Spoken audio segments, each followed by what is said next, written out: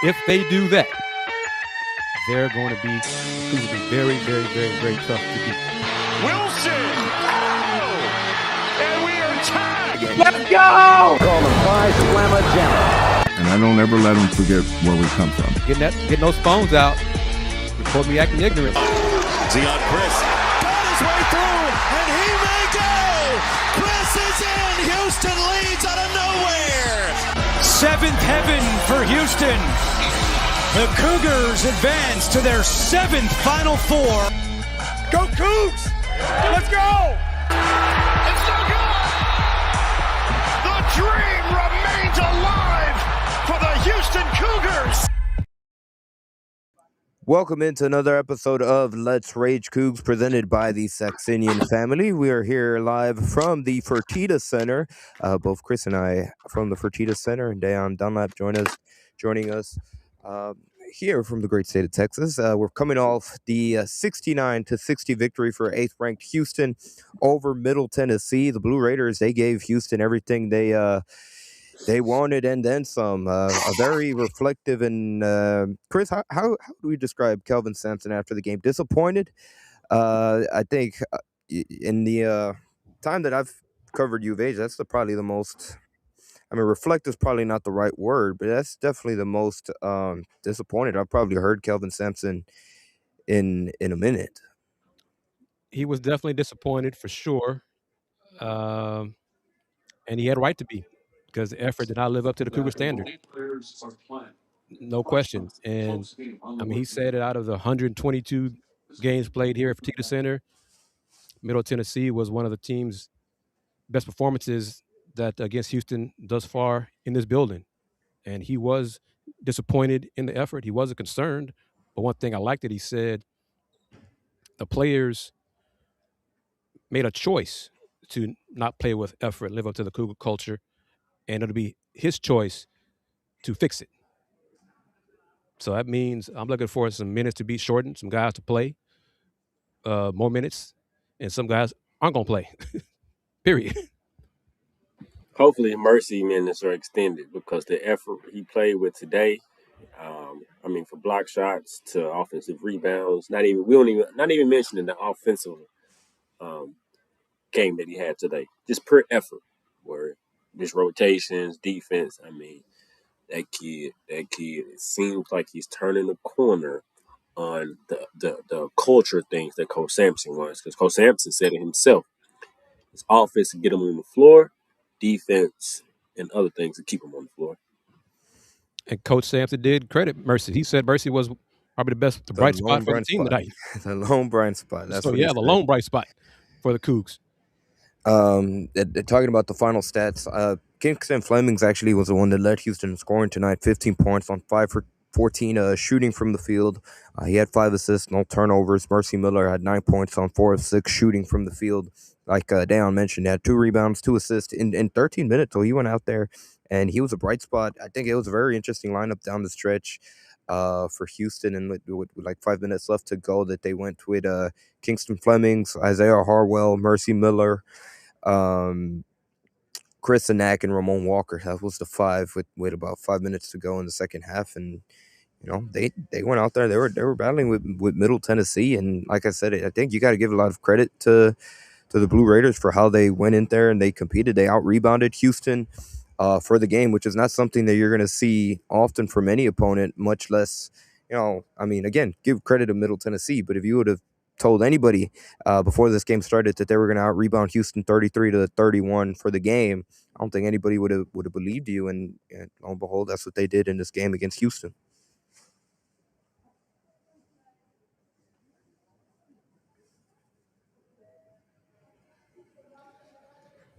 Middle shot probably against Division I opponents, because they faced 4 non-D1 schools so far in their non-conference schedule. They probably made their most threes against a D1 opponent tonight. They shot well.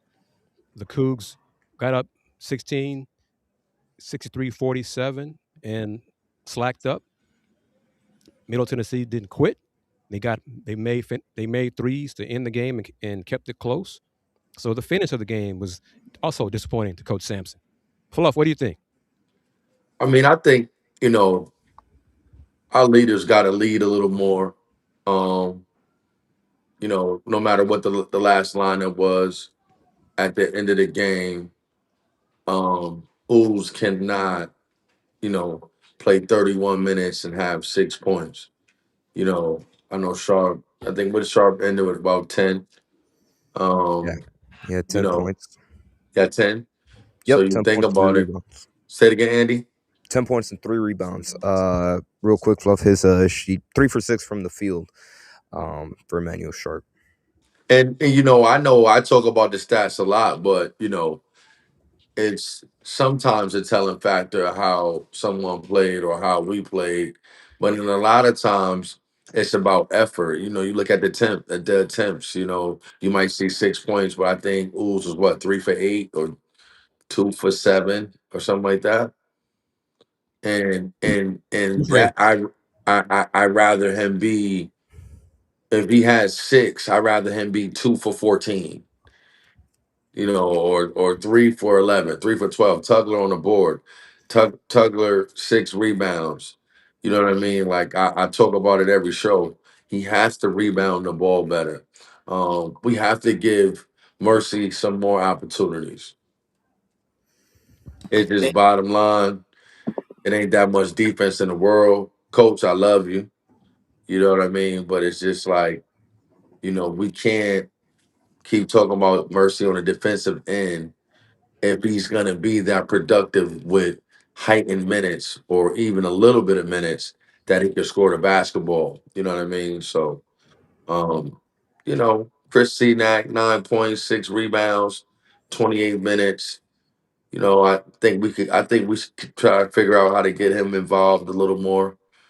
Um, and that's about it. I mean, I think that Kingston 15-5 to, like I said, we talked about it earlier, Chris and the guys, as far as what are we gonna do as far as responsibility as we keep going on with this season. And I think that Kingston needs to leash off a little more.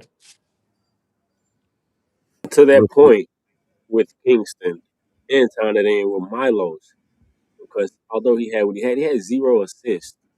And so it's sometimes when he don't shoot well, he at least makes plays.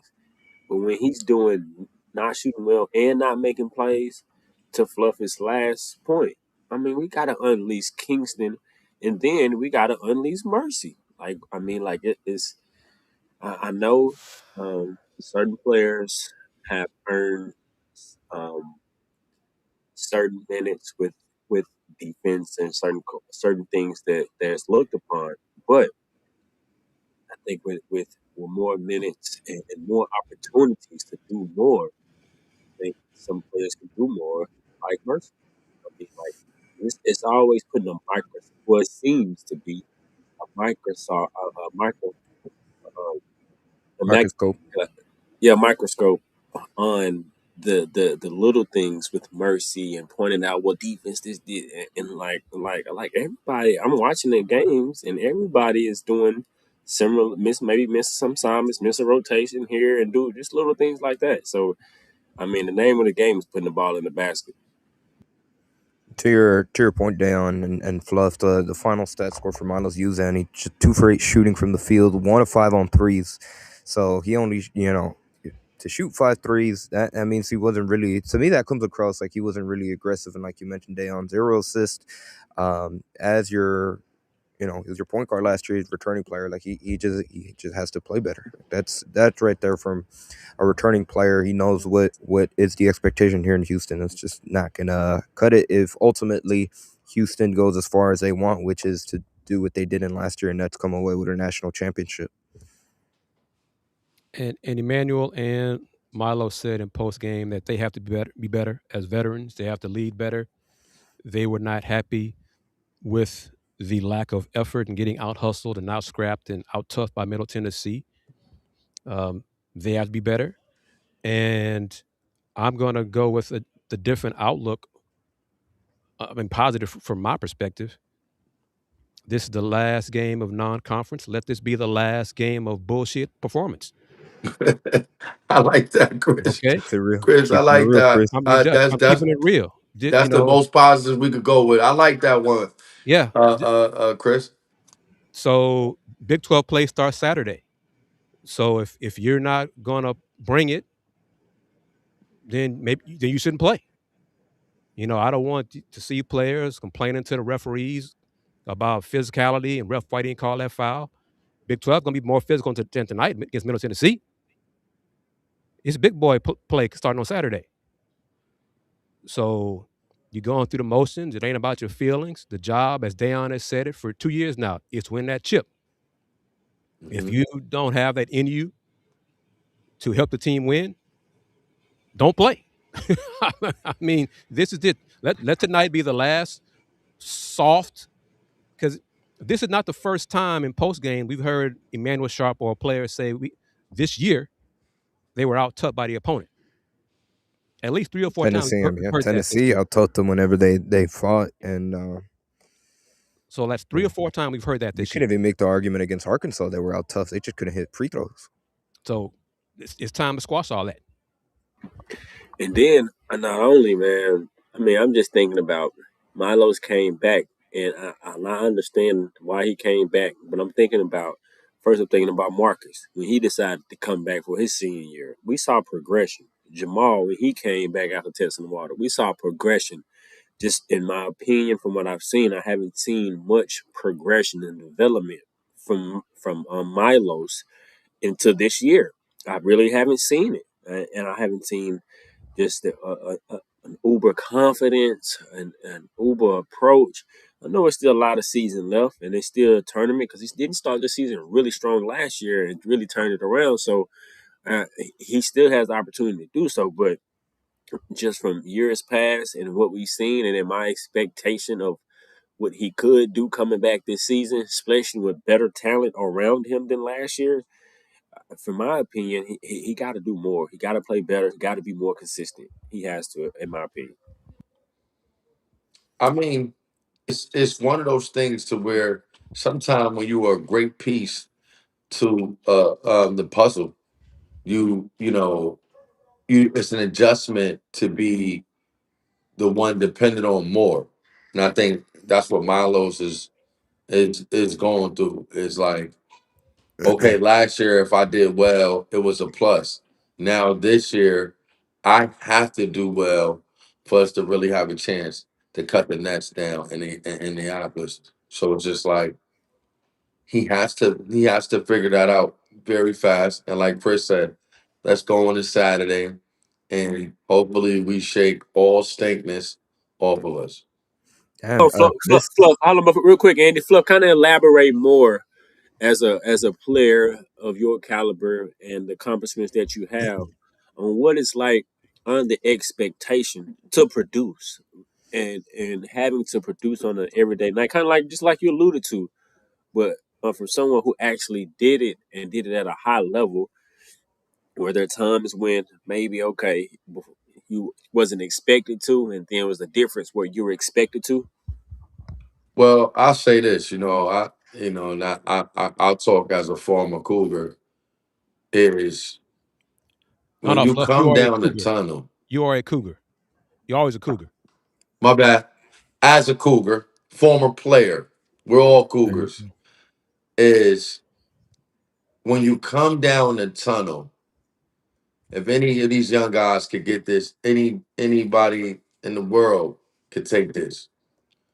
When you come down the tunnel, when you're driving, I don't know which way they're coming from, but if they're coming down Cullen Boulevard, and you're coming down Cullen Boulevard, you get to the arena and you're going in the locker room. Once you start putting on your shoes and start getting ready to come down the tunnel, that's when your mindset for whatever role you have switches on. You know what I mean? And I think that, to be that type of player, that mindset has to be the players not in fear, but the players almost have to be like, yo, man, who's ready to go today? I need to get going. You know what I mean? Sharp, they ready to go today. So it's like just giving that aura of you understanding that it's war, and it makes the team understand that you get ready to go to war. So when you coming down that tunnel, that's that's everything right there, D. And then just believing in your work, believing in your work. I don't know who these guys are training and developing with, but believing that it's going to work in the game. That's the biggest thing. Believing that everything that you practice and you work on is gonna pop off in the game. And knowing even when it don't work, it's like, oh, something happened. A technicality. I'll try it again. You know what I mean? So just having that supreme confidence that you could get it done.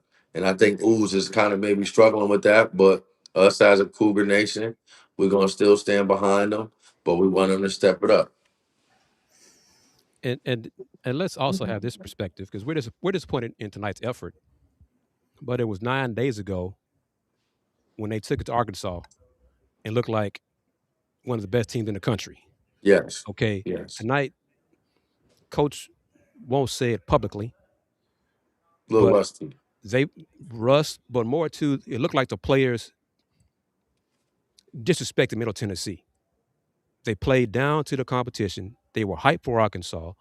They did not bring that Cougar intensity from the opening jump ball tonight against Middle Tennessee. So they did not. Middle played well. Okay, they shot the ball well. Maybe shot the ball well from three. They have all season, but Houston did not make Middle Tennessee quit like Cougar teams, veteran Cougar teams do against lesser opponents. So that's also part of it. But 9 days ago, this team was one of the best teams in the country. So let's not forget that either. Yes, sir. Yeah, facts, Chris. And I think they still are. I think we're just speaking from having a high level of expectation, like Goat Sampson has for them. And as we're talking, I'm sitting here thinking maybe Kingston actually needs to kind of take one more step forward. And like Fluff is saying, when he lacing them shoes up, he's the one letting them know, oh damn, Kingston ready to go today. Like maybe he the one. I mean, I'm not sure exactly who it should be. I know we look into the upperclassmen. We talked about Emmanuel. We talked about Milos, Well, or not to even cut you off, D, I Willow. want to say this because it goes right into your point of this, right? Just to give you an example. And we were at that point last year, and it's just the truth, right? So when Memphis, that was my senior year, when Memphis made that run to the championship, right? Derrick Rose, he exploded in the NCAA tournament. I mean, he had a good season, but he really exploded in the NCAA tournament. I mean, he he started getting crazy. But let me tell you, the leader of that team and the closer, 98% of those games, the C- closer, I ain't say CDR, had this amount of points, that minute, CDR, that amount of points was CDR. Chris Doug. I remember. Yeah, Chris Douglas Roberts, no question. Yep. So my point is the leader, I got the leader on a team and the guy that guys look to no matter what is the upperclassman. Rather they're the best player And, or not, there's gonna be an upperclassman that is, looked upon the league. Like CDR, I never forget, we played him in Memphis, we played him at home. He had 6 points. Go the whole game. 8 minutes to go. It's like a 2 point game. He scored 14 in a row. He went off. Yep. You remember that, Chris? Yep. The man ain't scored a whole game. He got about 6 points the whole Hmm. game. He run up and down the court. He just run up and down the court. You know what I mean? Swinging it. And when it was money time, Derrick Rose knew where that ball was supposed to go to. So it's like, it's not about who's the most talented player. It's about who's the leader. And I think that's even a bigger point that we need to address going into conference play. Like, like I know what you're saying, Chris. We played great against Arkansas. I think we're the best team in the country. But we need that crier. We need that shed. We Yeah. need that Yeah, Sasser. last We year need, was we need Even that too. year Roberts, That prior. too. even Roberts, as far as just on the muscle. Even if you're gonna be the leader with the muscle, even if you just coming with muscle, Yeah, we need to find out who that is. And maybe this is a rare situation to maybe it is Kingston. You know what I mean? Maybe I don't know. But that'd be rare. All I'm saying is usually an upperclassman that yeah, takes on that role. And also to piggyback on both what y'all are saying, Emmanuel Sharp picked up 2 fouls in the first half, and his coach's philosophy went to the bench, and those are fouls. You know, the second foul, Coach Emmanuel's heading to the bench. Coach got on Emmanuel. You know, that was a foul. Stop looking to the ref. That was a foul. The offense went stagnant with E on the bench. E played 20 minutes? He crashed to the floor 3 times Mm-hmm. wearing a heating pad / massager at the end of the game, the last few minutes of the game. He says he's fine. You know, he got the football player mentality. He didn't look completely healthy to those, you know, who watched him on the bench. And in the timeouts, JoJo Tugler looked banged up a few times. So we got to see what's nagging him. But yeah, the leadership, the upperclassmen have to set that example.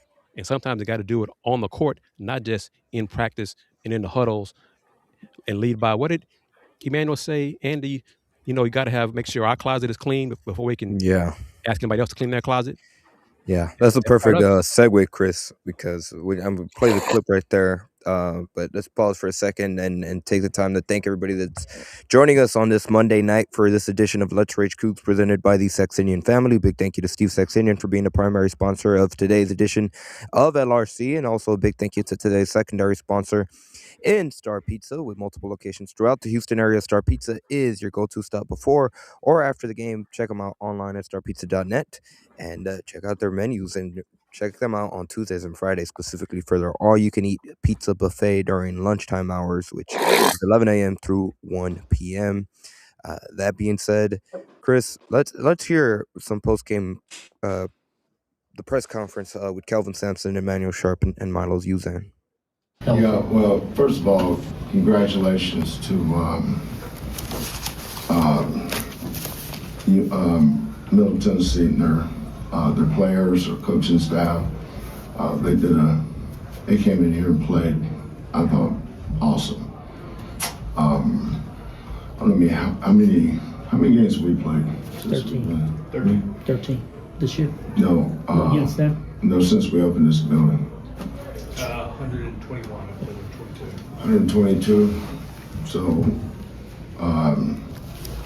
that's as good as the team has played against us. The way they shot it, the way they spaced the floor. It hurts my heart to say this, but I just thought they played harder than we did. Thought they out-hustled us, they out-scrapped us. They were the aggressor. You know, we just happened to have, I think our biggest lead was 14 or 15, something like that. Usually says on here, biggest lead 16. So we're up 16, and we got a bunch of guys out there relaxing, just assuming that they're going to relax too. We're good enough to go by a lot, but you've got to go earn that. So it's a valuable lesson if we learn from it. But unlike some of you guys, I won't overreact to this. Question is, we'll go to Chris Baldwin in the back, please. Go ahead, Chris. Kelvin, Mercy's aggressiveness getting to the basket, I mean, was that, important seeing that against that zone, when they were zoning especially? What would you say? I don't think the zone mattered. I just think it's important that Mercy did it. He did it in the game, and hats off to Mercy. There's certain parts of the game that most Mercy struggles in, but Mercy's improved so much, and we've The team's always evolving, you know. We know what a good team looks like. We know what a great team looks like, and we've been both. But just the way we played tonight wasn't concerning. It was disappointing, you know. So, but on a disappointing night, I thought probably the only bright spot out there for us was probably Mercy. Go back to Joseph, please. Emmanuel, how's the backfill? And for a moment there, when you hit the floor, did you kind of hit your head a little bit there? Yeah, it was just a little banged up. I'm fine. It's a contact sport. And when you hear Kelvin talk about just the way the game went, what do you do as a team, knowing you're at the midway to starting conference and maybe learning from this? You know, I think it starts with me and the seniors. You know, we got to do a better job of coming out with the right mindset and doing a better job leading these guys. You know, because they're at the end of the day, they're following us. So, you know, if our closet isn't clean, you know, we're not gonna get to where we need to be. So, you know, it starts there. We gotta be better. I especially gotta be better. And, you know, we just gotta clean up the areas that we're struggling in. I think on defense, just getting better at communicating with each other and being the aggressor. You know, like Coach said, I thought they were the aggressor tonight, especially to start the game. You know, they were killing us on the boards. You know, we can't start like that, and we just gotta be better as a whole.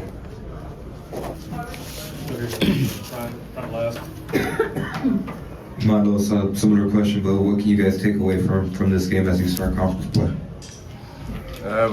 Like E-Man said, I think it's the leadership part. Poor leadership on my end, on the older guys, just having the wrong mindset.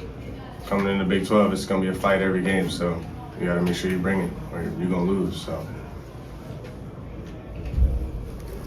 Anybody else?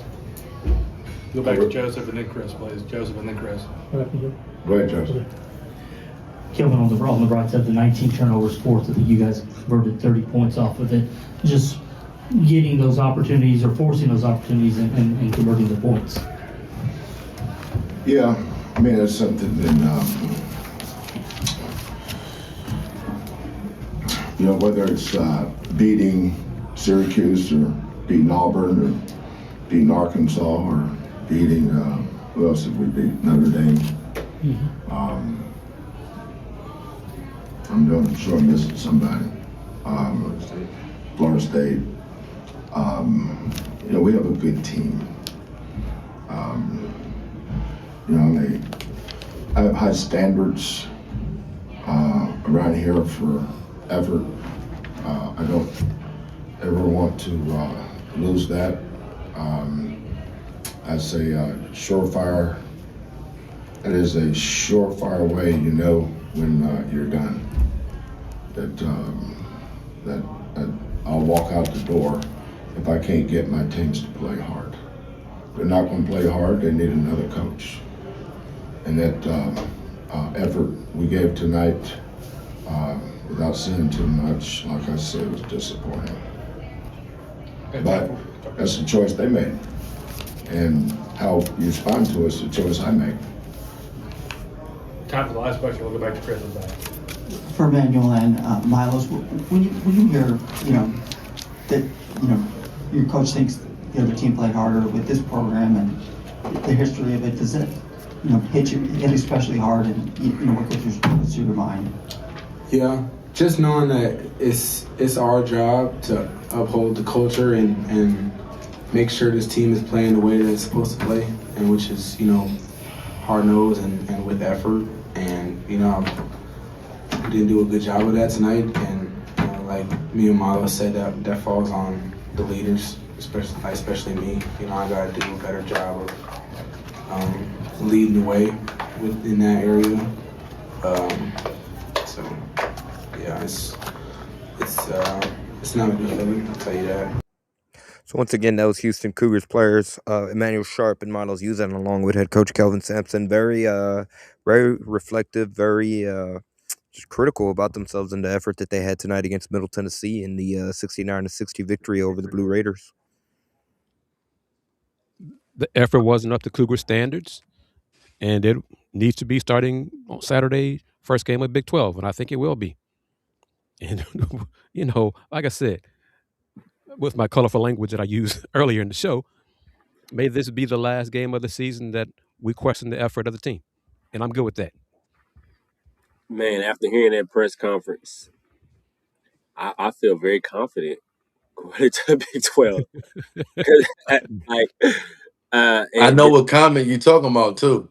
Man, that's the decision they made, so now. Yeah. The decision I made. He like, I took a hey. jewel from coaching on that one. Yeah. Oh, okay. Do you, young fella?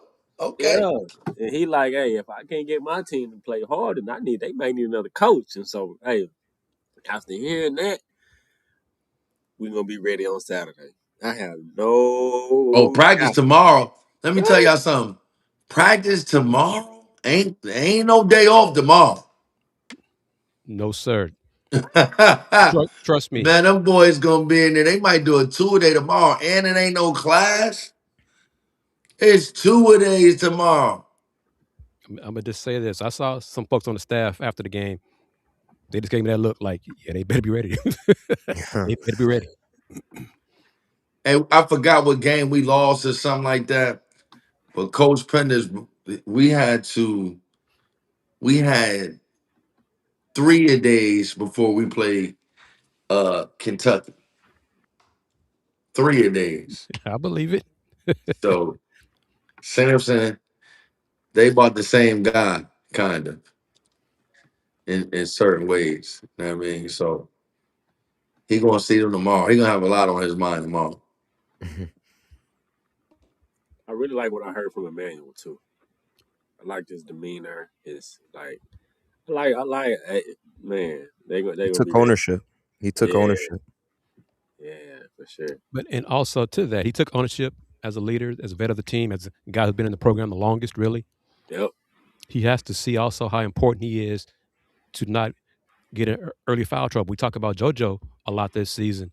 Yep. With early foul trouble. Emmanuel's done that sometime this season too, picking up 2 early fouls in the first half. Yeah. You can't do that. This team is inexperienced in certain spots, and they need Emmanuel to play 35 minutes a game, not 20. Yeah.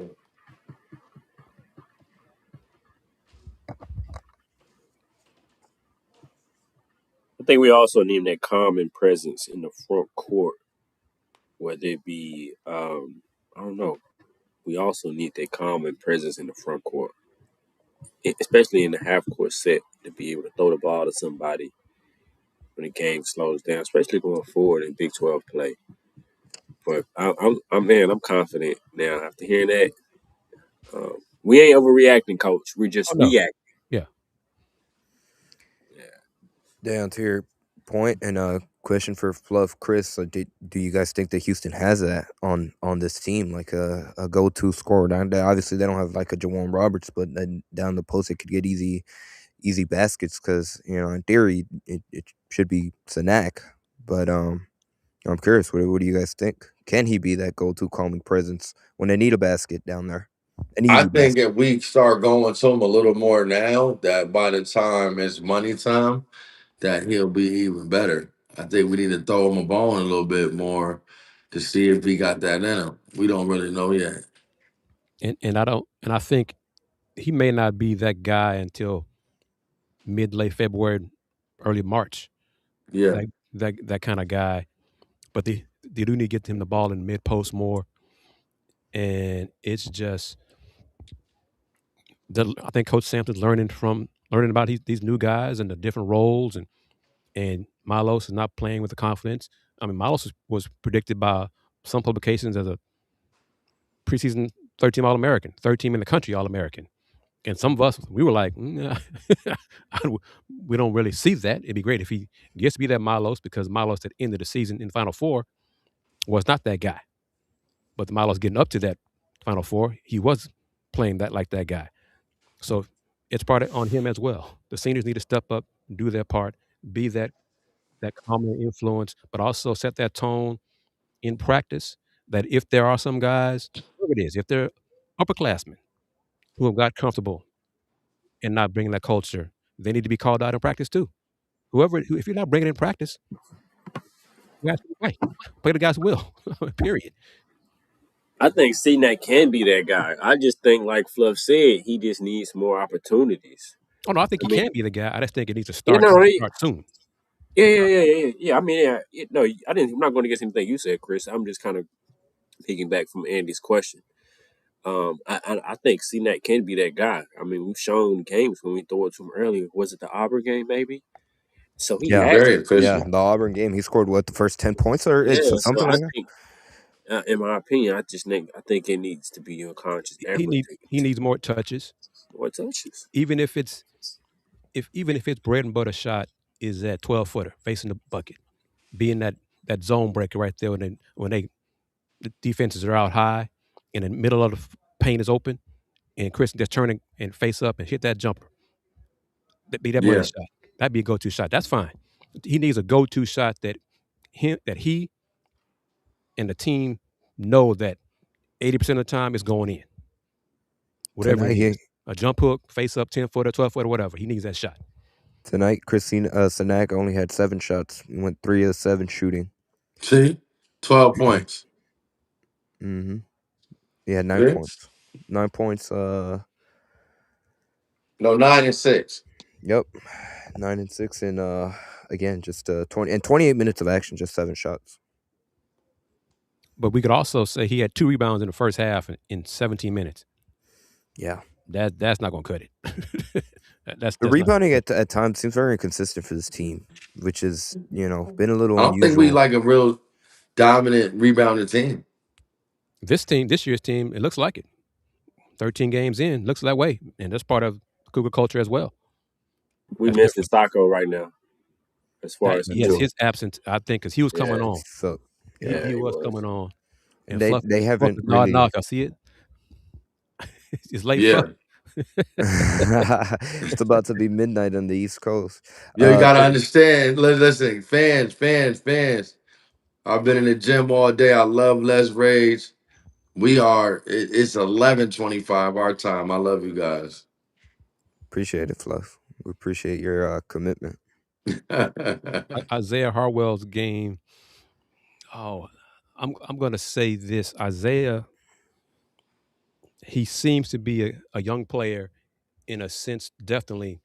If he sees his first 1 or 2 shots not falling, it impacts the rest of his shooting. He worries about missing shots instead of doing other stuff. And Fluff, you a shooter. I can see that in him. He's a little like, I didn't go in. You know what I'm saying? I see that too. Yeah. Instead of like, oh, next one. You know what I mean? Next one to go in. Next one to go in. So he doesn't have that mindset right now.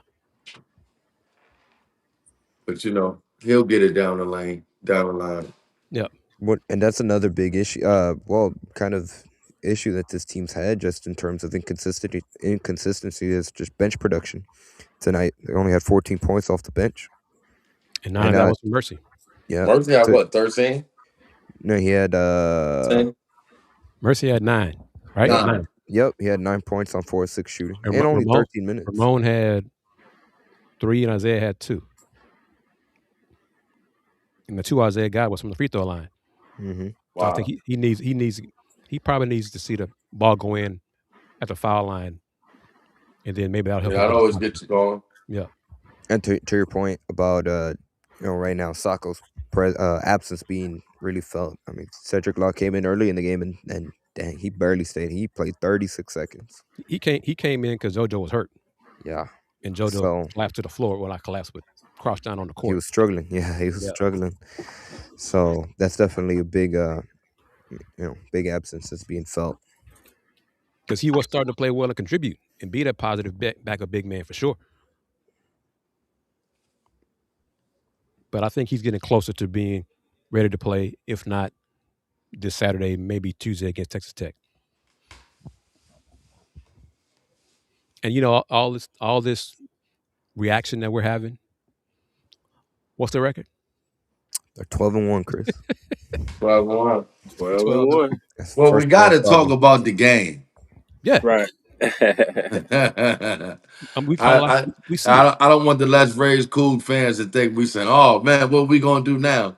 It's just we talking about the game, and we talking about what's going to help us in the future from maybe deficiencies we see in the game and pluses. I mean, Middle Tennessee came into the game shooting 32% from three. Left 52. Okay. They shot 39% from three tonight. They shot almost 50% for the game. It was a low possession game, late in the shot clock. So that also helped. It was keep the score methodical. down. It was very methodical. So Middle kept it at their pace. And they did not quit. I don't know, look at the roster, but they performed like they were a veteran-laden team because they did not quit. They took the punches, took the blows, and they're like, we're still here. I mean, you think about it, only three of those players was in double figures, but it was like a lot of people with 6, 5, 4. You know, it was a brilliant team effort from their belief of feeling like they could win the game. You know, but we know the outcome went in. That's a great point, Fluff. They had 4 different players in double figures. Tari Alston, 10 points. Chris Loof, 10 points. Kamari Lands, 18 points. Alec Oglesby, 12 points. And then Sean Smith had 7 points too. So they played well. They played, honestly, they won. It never seemed like the Houston could shake them. Like sometimes they'd make a little run and you're like, okay, here's where, they create separation. It always seemed like they had an answer, especially in that first half. Yeah. And credit to their coaching staff. I thought their coach did a really, really great job at calling timeouts. He coached really well. Anytime Houston kind of would make a run, he would quick call timeout, and then they'd have an adjustment off the timeout. So you got to tip your cap to them because they played really well and they played hard with effort, and they played smart. They played smart, and again, Houston was up 63-47. Then Middle finished the game like in 3 or 4 threes to get it under 10. They didn't quit, and some of those shots were tough shots. Sometimes you give your opponent credit. Yeah, Michigan blew out Middle. Okay. Middle could have learned from that game and said, okay, well, what Michigan did, we're not going to let that Houston do that to us. This could have been the best game Middle Tennessee plays all year. Man, Galen said on the broadcast, like, hey, at the end of the day, they're on scholarship too. Yeah. Because and this is where we always say it during Let's Rage Coogs at some point in the season. It's a win. The Cougars did not play their best. They were out tough by an opponent. But at the end of the season, if the Cougs finish with 6 straight 1-point victories, it's going to be tough on my heart. But that 6 straight 1-point win means what, Dayon? Natty time. Natty time means I'm acting ignorant. So I don't. They got close last year and didn't get it done. Now I don't care how they get it done. They're going to get it done. Just get it done.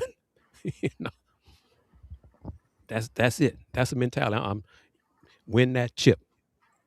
If they go, 14-4 in the Big 12, lose in the semifinals of the Big 12 tournament, but win 6 straight. Yeah, 5, I think. I don't care. Win a chip. That's it. Down to your point, that's a question asked on YouTube by C. Anthony. As a fellow broadcaster yourself, how was Galen Robinson today in his debut as an analyst? I think he was okay. I think you could tell it was his first game. A lot of repetitive words that he used, and but his knowledge of the game, of course, was top tier, no question. But I just think, just as he finds himself and finds his niche in broadcasting, he'll be more comfortable. You can tell a lot of the times that, well, for me, just watching and listening, he's watching the game and commenting and saying repetitive words, which is not wrong in that. But I think as he rewatches it and listens to himself, he be like, "Oh dang, I said that a lot. Oh dang, I could have." You know what I'm saying? And so I mean, but it was good. It was good. If I had to give him a 1 through 10, I give him about a 6. I think above average because his knowledge of the game. I think he'll only get better. Yeah. And I think we agree. He's going to be like this. Could be like he was as a freshman here at UH, and how he ended up as a senior.